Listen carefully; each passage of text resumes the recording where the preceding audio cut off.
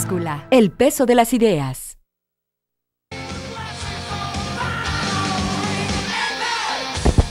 Hola, ¿qué tal? Muy buenas tardes a quienes nos escuchan por 1070 de AM. Muy buenas noches a quienes nos verán por C7 Noticias. Y muy buenos días a quienes nos escucharán por C7 Radio. Hoy es viernes de debate en La Báscula. Estoy, como todos los viernes, con el maestro Juan García Quevedo. Y hoy, créanme, va a estar bueno el debate. Maestro, ¿cómo está? Muy bien, mi querido Sergio. Qué bueno, me da mucho gusto. Hoy traemos un tema que verdaderamente... Hay muchos temas que en general a los tapatíos los ponen los pelos de punta, ¿no? La interrupción, la igualdad de género, la interrupción de la libertad de las mujeres para elegir sobre su cuerpo, el consumo de la marihuana, pero hay uno que particularmente pone de pelos de punta, que es el derecho que tenemos los seres humanos a elegir el momento del bien morir. Durante la semana, en Chile y en el mundo, se desató un asunto, déjame nomás leer el nombre, maestro. Valentina Maureira, de 14 años, le pidió a la presidenta Bachelet que la autorizara a morir. Chile es un pueblo también conservador, y le dijo, a ver, sufro esta enfermedad, me voy a morir, quiero morirme ya. Y bueno, pues no lo contempla, y al ser, pues, una niña con cierta edad, etcétera, movió muchos temas, y no solo en el mundo, no solo en Chile, en muchas partes del mundo se empezó a discutir de nuevo la eutanasia. Bueno, Sergio, aquí nomás que sí me interesaría a mí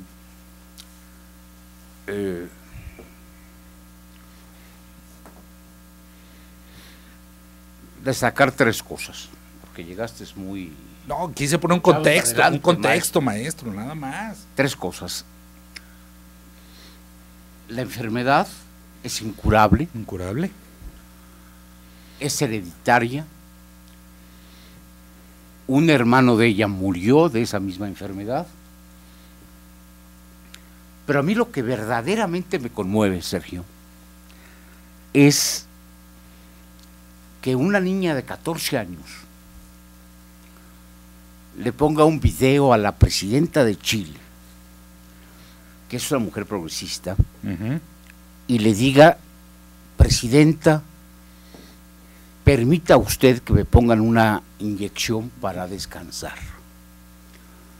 Es decir,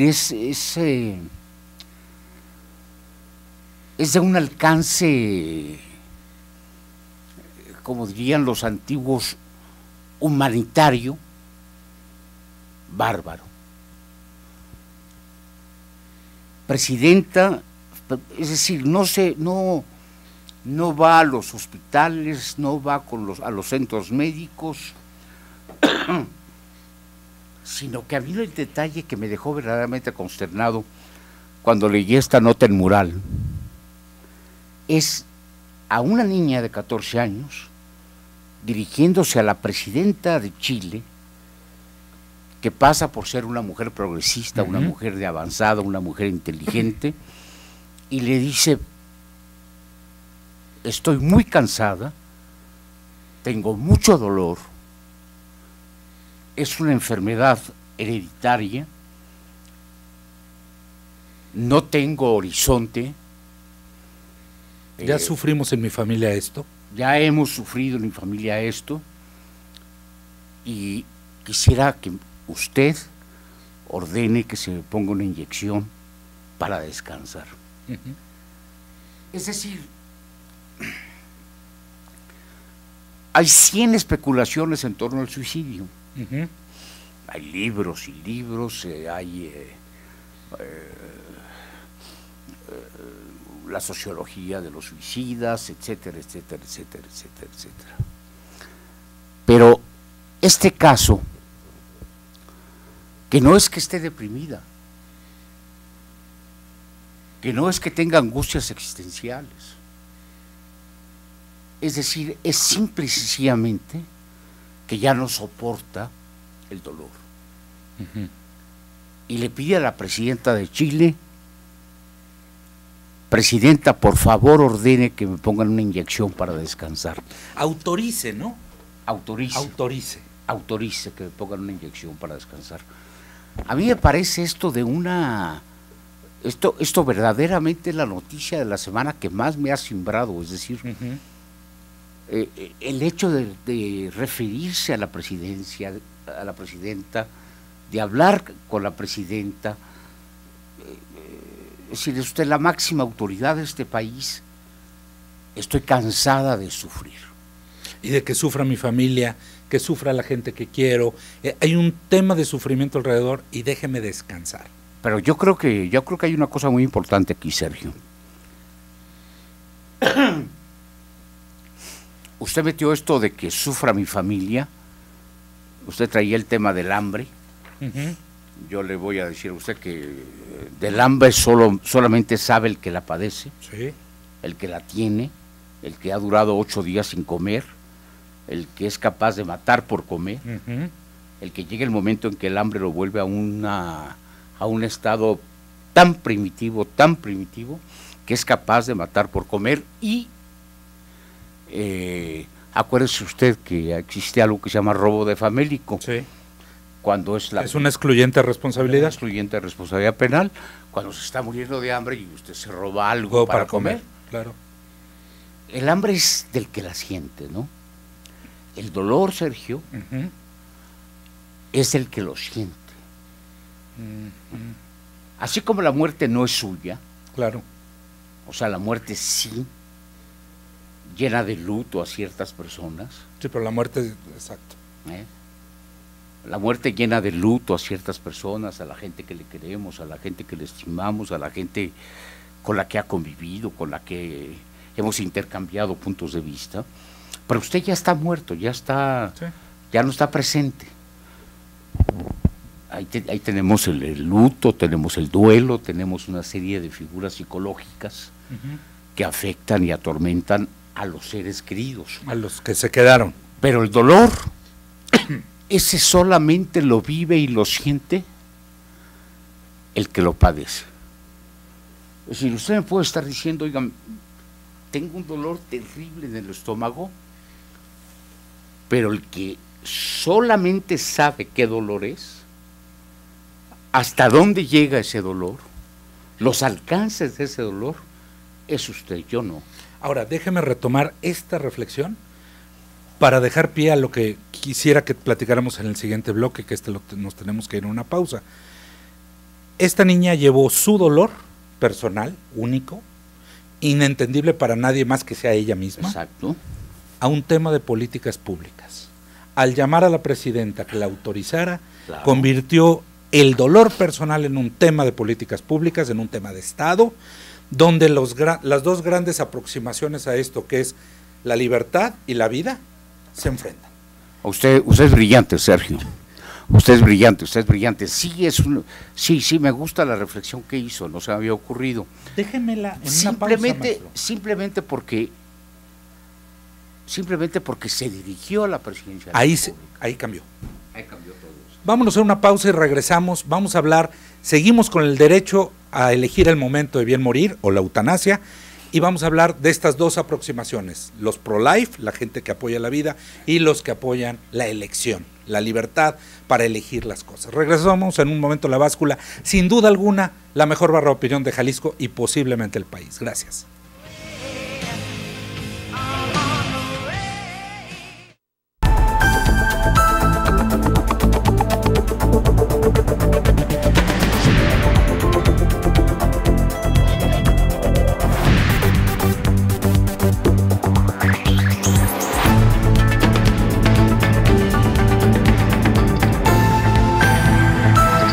La Báscula, el peso de las ideas.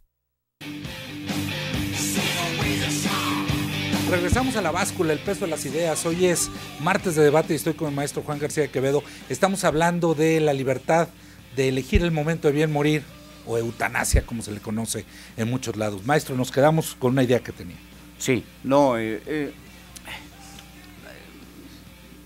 todo el impacto de esta fotografía memorable del mural, todo el impacto de la noticia, te lleva a tres cosas. Primero, a reflexionar algo que han postulado los psicólogos como un dogma. Es decir, solamente se quita la vida aquel que está profundamente deprimido, absolutamente deprimido. O sea, lo único que te lleva a quitarte la vida es una depresión profunda. Vamos a dejarlo así. Yo siempre he dicho que pues para quitarte una depresión profunda, pues métete al cine, ves una película, ves dos películas. O tomas Prozac. O tomas Prozac. Sí, claro. Y dejas a un lado a Platón. Sí, dejas a un lado a Freud, y a Lacan y a todos. Y a Platón. Sí. Lo dejas a un lado y sales adelante, ¿no? Sí, tienes deseo de salir. Pero a mí no me gusta esto de eutanasia porque dice una eutanasia y como que a la gente se le ponen los pelos de punta, ¿verdad? Pero yo quisiera recordar nomás la existencia de un gran teólogo, Hans Kuhn, que habla de la muerte digna, del bien morir. El bien morir.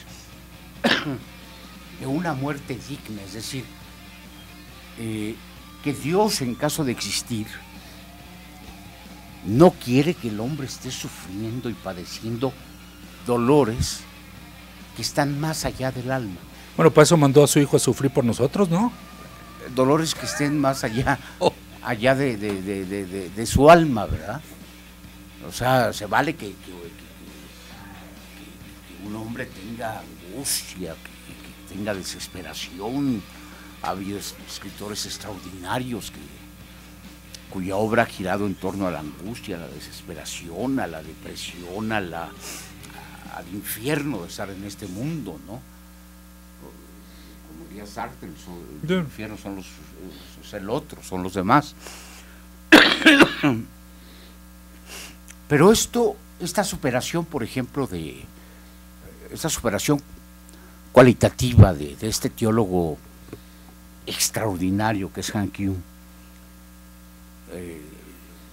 memorable escritor, un hombre que ha reflexionado el fenómeno de lo sagrado desde cualquier punto de vista, en todas proporciones. Habla de la muerte digna, de que el hombre no tiene que ser martirizado antes de morir. Es decir, y esto lo he pensado mucho, cuando el suicida decide suicidarse, las razones de su suicidio las conoce él y solo él. El por qué decidió quitarse la vida lo conoce él y solo él. Y puede haber 1000 razones, aburrimiento, 1000 cosas, decepciones amorosas, puede haber 1000 razones, pero solamente él las conoce. Cuando estoy hablando evidentemente de dolores metafísicos, de dolores del alma, de dolores de la emoción, de dolores del conocimiento incluso. Pero cuando una muchacha de 14 años le dice a la presidenta, y aquí tocó el tema con mucha inteligencia Sergio, como un tema esencialmente político, le dice: presidenta, que se me inyecte y se me quite este dolor para descansar. Te rompe absolutamente los esquemas tradicionales que tienes tú en toda tu formación intelectual y en tu formación emocional, para decir, bueno, yo creo que la presidenta Bachelet debe permitirle a esta mujer, al margen del aparato legal, que se le ponga una inyección y que deje de sufrir. Bueno, maestro, y aquí el tema que creo que es muy interesante y usted lo está tocando, es que lo más fácil para esta niña era suicidarse. Y no, le está pidiendo al Estado que le autorice morirse. Es ahí donde cambia totalmente la discusión, porque, pues bueno, lo más fácil para su familia sería desconectarla, darle una pastilla. Hay 200, 500 formas para que poderla ayudarla a bien morir. Por ejemplo, yo le he dicho a mis amigos, y lo tengo firmado, que si algún día, Dios no lo quiera, llego a estar entubado en un hospital, se tropiezan, tengo 30 amigos dispuestos a tropezarse con las mangueras para que me desconecten. O sea, yo no voy a permitir estar vegetal durante no sé cuánto tiempo. Y esto que trató Sergio así muy a la pasada, me parece que es para un programa, para todo un programa. Es decir, veamos esto, pedirle permiso al Estado para morir.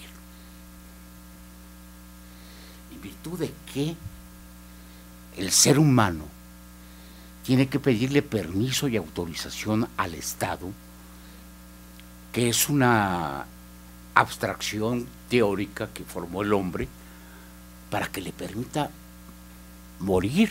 Son los excesos de la legalidad, maestro. Si los papás la ayudan a morir, están cometiendo homicidio. Exactamente, pero ese es el punto. Ese es el punto, exactamente, ese es el punto. Por eso le tiene que pedir permiso para librar a sus padres o a la gente que quiere o al doctor. O al doctor, exactamente. Ese es el problema, es decir, que vamos a decir que ese Estado aparece como un monstruo totalitario, sí, absolutista, que lo mismo es capaz de matar manifestantes que de impedirle a una mujer en este estado, en esta circunstancia, con esta enfermedad, morir. Entonces puede volverse uno, como diría mi amigo Jorge Alonso, pues anarquista. Pues claro. Que desaparezca el Estado, si es una invención del hombre, ¿no? Es una proposición cultural. Es decir, eso no se vale. Esta es una noticia verdaderamente para que se reflexione, se piense sobre los límites del Estado. Los límites y los alcances, porque por otro lado la respuesta del Estado es verdaderamente de vergüenza. El Estado chileno responde, rechazó la petición porque la ley no autoriza la eutanasia. O sea, entiendo que el Estado solo puede hacer aquello que específicamente le tiene autorizado, pero si en este caso no tiene la sensibilidad para decir, ahí va una iniciativa para los casos de extrema urgencia, 200 claro, supuestos, excepciones, o sea, la ley la hacemos los hombres para regular el caso específico. Aquí hay un caso específico que pudo haber cambiado la discusión y el Estado se limitó de manera minimalista, simplista, a decir, pues no me autorizan. Y déjeme irnos a una pausa, maestro, con una reflexión, porque aquí entonces entramos en la gran discusión entre Dios y los hombres. La vida que nos da Dios o la vida, un hecho biológico y químico nada más. Bueno. Y regresamos en un momento a La Báscula, el peso de las ideas, hablando de la eutanasia. Gracias.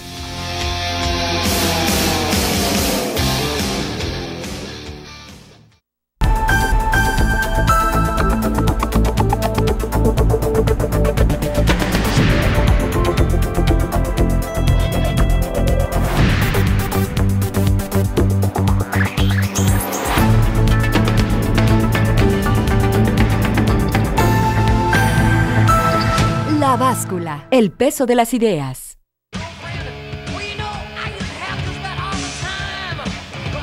Buenas tardes, estamos aquí en los viernes de debate con mi maestro Juan García Quevedo, estamos hablando de la eutanasia. Maestro, me decía.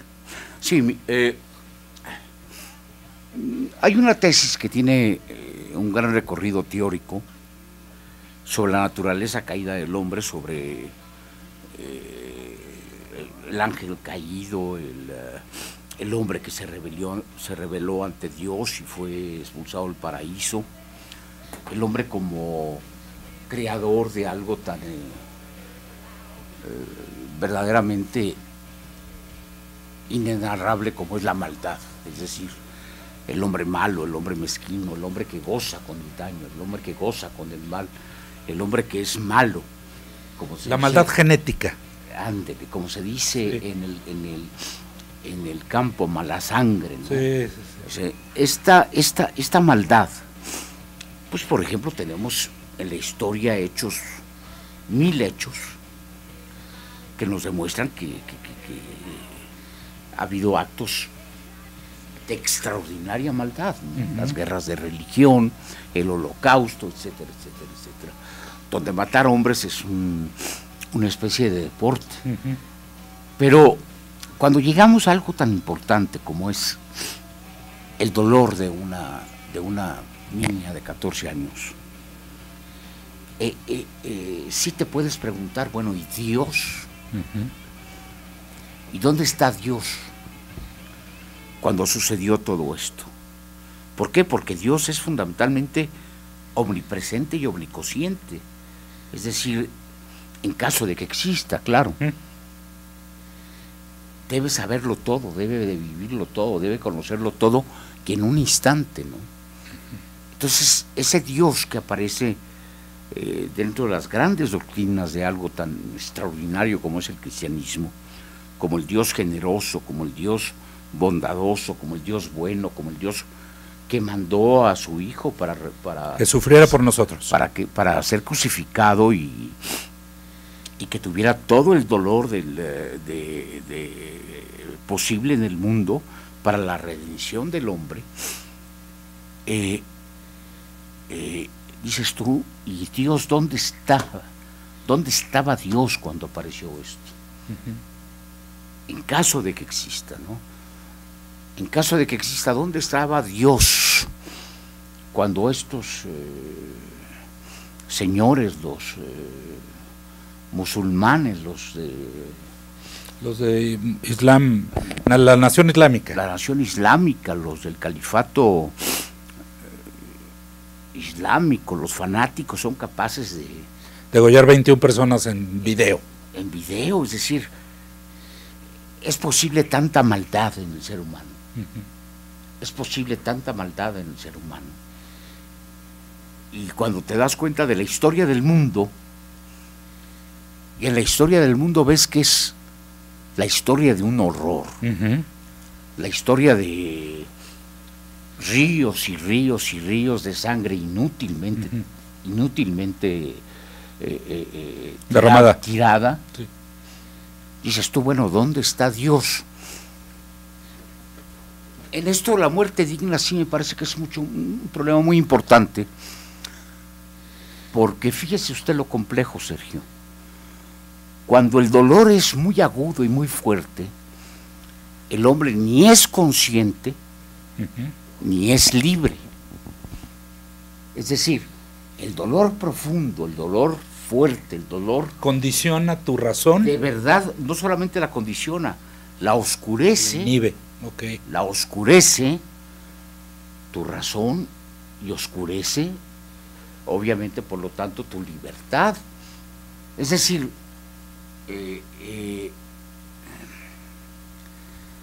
el sufrimiento es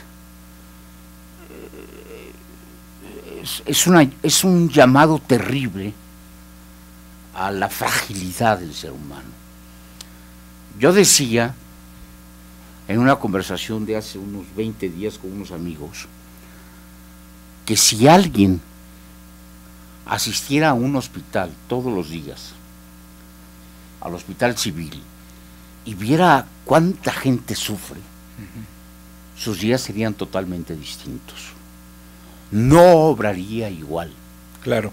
Porque en esto, cuando usted mencionó la cuestión de la muerte, pues usted ya conoce bien todo lo que sucede en los velorios, ¿verdad? Se cuentan chistes, se hacen citas, etcétera, etcétera, etcétera. El muerto ya tampoco está presente. Es decir, salvo unos pequeños deudos que sí sufren y padecen la ausencia del ser querido, ¿no? Y luego también está lo que me encanta a mí, los dichos rancheros, ¿no? El muerto al hoyo y el vivo al gozo, ¿no? El muerto al pozo y el vivo al gozo. Claro.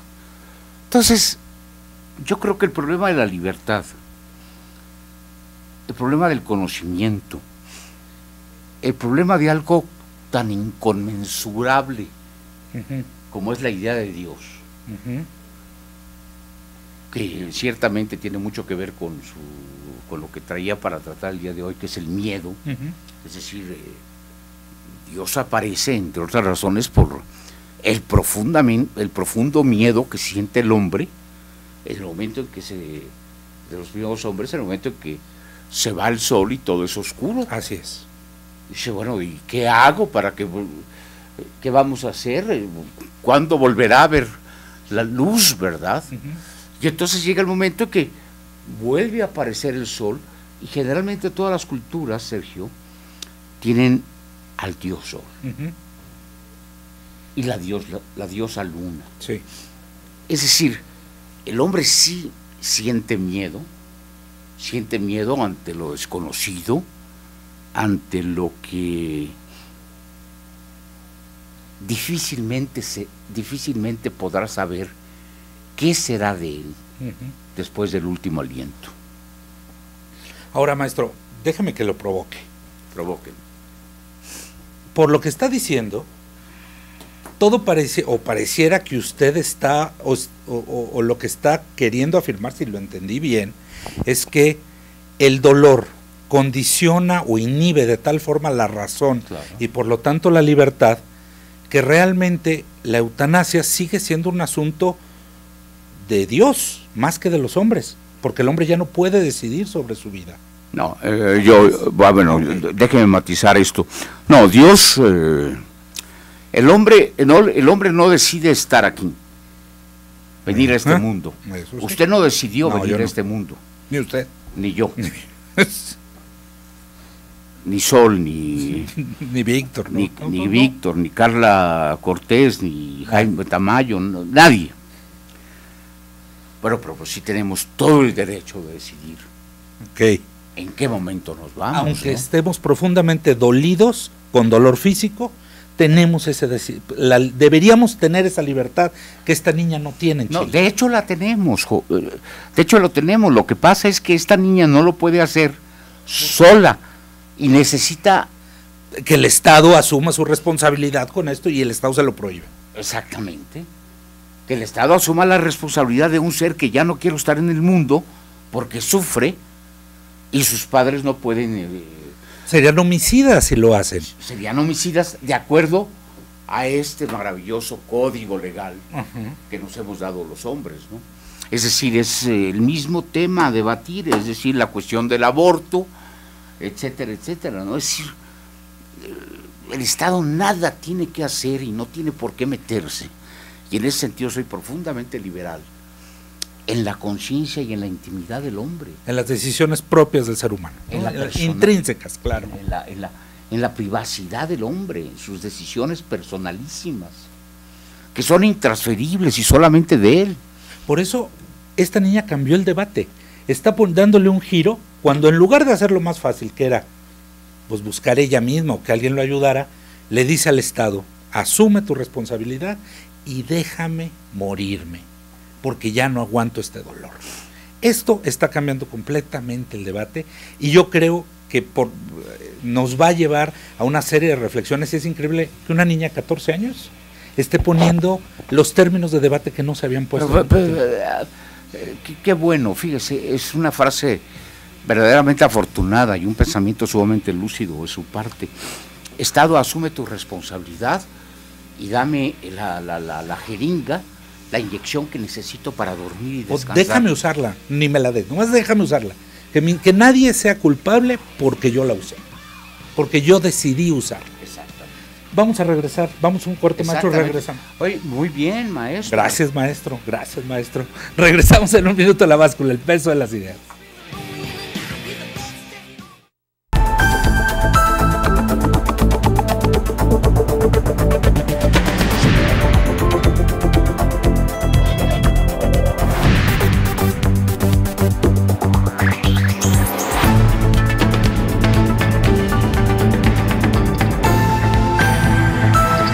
La Báscula, el peso de las ideas. Regresamos a La Báscula, maestro. Sí, yo creo que uno de los problemas cuando usted mencionó esto del Estado como, vamos, una política pública del Estado, es decir, no te doy permiso de morirte, si te avientas al Sena, después te recojo si puedo y te llevo a un psiquiátrico. Fíjese qué interesante es esto. Hay muchas pastillas para evitar el dolor. El físico. El físico, claro, Sí. claro. Es que es el único que cuenta.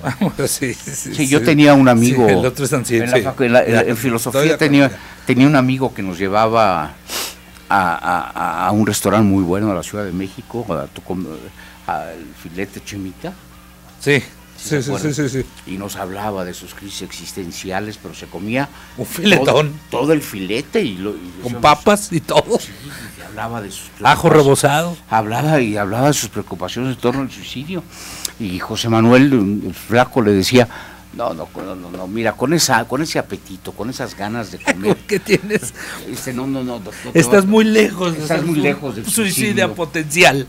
Pero hay una infinidad de medicinas para quitar el dolor. Creo que la ciencia médica, la ciencia farmacéutica, ha luchado y ha avanzado cualitativamente y cuantitativamente para que el hombre sufra cada vez menos y cada vez menos haya motivos de sufrimiento. Esto es muy importante, es decir, si se lucha para que el hombre no sufra y se gastan miles de millones de euros, de dólares, para evitar el sufrimiento, ¿cómo es posible que tenga que hacer asunto de Estado el que una niña ya quiera descansar? ¿Y cómo es posible que los políticos, los conservadores, etcétera, y los liberales también les da frío el tema? Les da miedo. Sí. Les da el miedo porque sienten que les quitan votos. Sí, ese es el punto. Ese es el punto. O sea, si yo me pronuncio por una muerte digna, me van a quitar votos. Y cuando me pregunten qué es muerte digna, mucha gente de la calle va a decir, es con el sacerdote dándote la extrema unción. No, es decir, hay tomos y tomos sobre la muerte digna. Hay autores sobre la muerte digna, y les vuelvo a recomendar a Hans Küng, que la trata de una forma extraordinaria. Y estoy hablando de un hombre que fue consejero en el Concilio Vaticano II. Que es la aproximación del dolor hacia la muerte. Que es uno de los teólogos más importantes de este tiempo. Entonces, llega el momento en que dice uno, bueno, ¿cuál es la esfera de lo público y de lo privado? De lo privado, verdaderamente privado, ¿no? O sea, es decir, ¿qué decido hacer yo con mi cuerpo? ¿Qué decido hacer yo con mi mente? ¿Qué libros quiero leer? ¿Qué libros no quiero leer? ¿Quiero creer en Mahoma, o quiero creer en Jesucristo, o quiero creer en Buda, etcétera? Es decir, son cosas tan personales que, como decía don Jesús Reyes Helodes, ¿se acuerda esa frase célebre, no?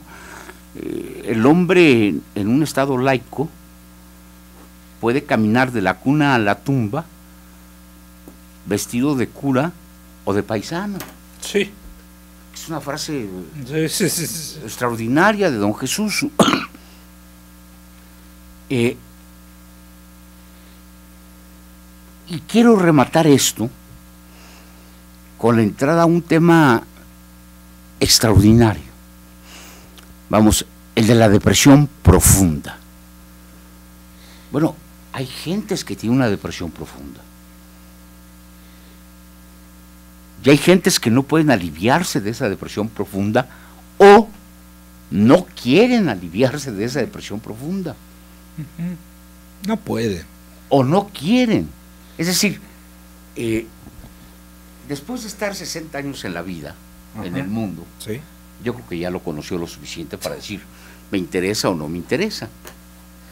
Hay mucha gente, entiendo su posición, maestro, pero hay mucha gente que no tiene esa lucidez. No, hay mucha gente que puede en un momento dado decir, después de estar 70 años en este mundo, bueno, pues yo creo que ya me aburrí, ya me cansé, me voy a reunir con un grupo de amigos, voy a platicar, los voy a invitar a que cenen conmigo por última vez, para que nos tomemos unas copas, para que platiquemos, pero ya me cansé. Y les anuncio y les aviso, como les avisé que me iba a casar. Exacto, o que me, exacto, ¿saben qué? exacto. Me voy a morir. Sí, Ya exacto. estuvo. O sea, yo me cansé ya, esto no es para mí. Es decir, dejar esos temas metafísicos. Ujú. De una vez por todas. Es decir, ¿cuánta gente muere diario?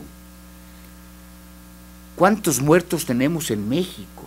Es que la vida sería otra si supiéramos el día que íbamos a morir, maestro. Ah, no, claro. Sería genial. Claro. Podrías planear, podrías hacer.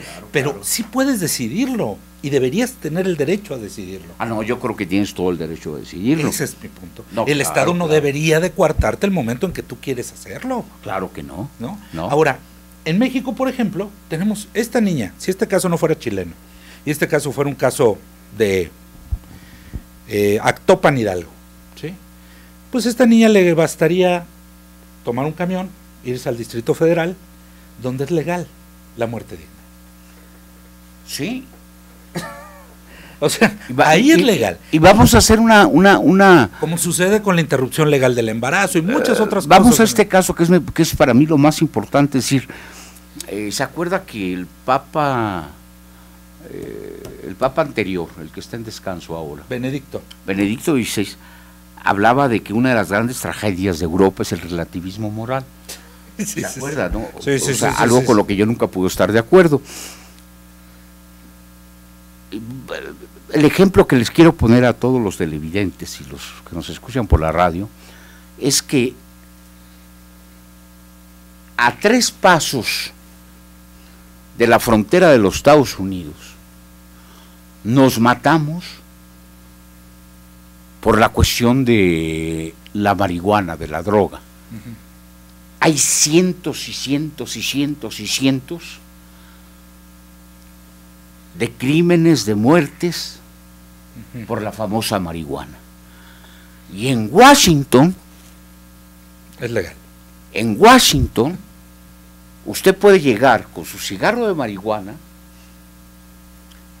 empezar a caminar las escaleras del Capitolio y decirle a un policía, oiga, la voy a dejar aquí, se la encargo. Y lo más posible es que el policía se la fume. No, pero se da cuenta de la relatividad. Sí, claro. Aquí tenemos los cementerios llenos, porque la droga y la lucha contra la droga y contra la marihuana es un proyecto sustancial Ujú. del Estado mexicano. Es decir, en lugar de plantear los términos, y con esto quiero acabar, los términos de la seguridad, de acuerdo a la tradición jurídica y política y filosófica, se trasladó esto de la seguridad al problema de la delincuencia Ajá. y muy concretamente al problema del narcotráfico. Oiga, si yo fumo puro, caray, hay muchísima gente que me pide que no lo haga porque le huele muy mal. Los de afuera, su familia le ha dicho que le va a hacer daño. Sí. O sea, Bueno, muchas. pueden, O sea, pueden dar 1000 razones para no fumar quiero puro, ¿no? fumármelo. Pero, o si usted se toma 20 10 tazas de café, 7 whiskies, 7 whiskies. lo más seguro es que salga del bar y choque, Sí. O te detenga el torito. o te detenga el torito. Bueno, pero ¿por qué a 2 metros de distancia unos hombres se matan por el asunto de la marihuana, que tienen miles y miles y miles y miles de muertos, Ujú. y en el otro lado, con ese maravilloso cinismo, con ese maravilloso pragmatismo que implica una de las mejores democracias del mundo como la norteamericana, a la gente se le permite ir a Washington, caminar por la Casa Blanca y fumarse su cigarro de marihuana. Esto es verdaderamente inconcebible. Es inconcebible que antes éramos exportadores de marihuana y ahora somos importadores de marihuana. ¿Sí? Y de marihuanos. ¿Por qué? Porque la marihuana en los Estados Unidos hoy es un negocio muy rentable y muy bueno. Y aquí simplemente los cementerios están llenos de gentes que por no tener otra alternativa se dedicaron a sembrar marihuana. Y aquellos que se atrevan a decir que el pueblo mexicano es de flojos, yo quisiera saber qué pueblo conocen ustedes que sea capaz de jugarse la vida atravesando el Bravo, pasando por todo un desierto para trabajar. Para trabajar. Sí. Digo, esto es de las cosas que entran dentro del campo de la seguridad. Es decir, tengo derecho al trabajo. Y aquí hay gente que se juega la vida por trabajar. Y todavía hay las voces críticas de los conservadores que dicen que el mexicano es flojo. Maestro. Esto es inconcebible. Lo dejamos para el próximo programa. Lo dejamos para el próximo programa. Por lo pronto, esta niña, Valentina Maureira, no tiene el derecho a decidir el momento de morir. Esta fue La Báscula. Gracias.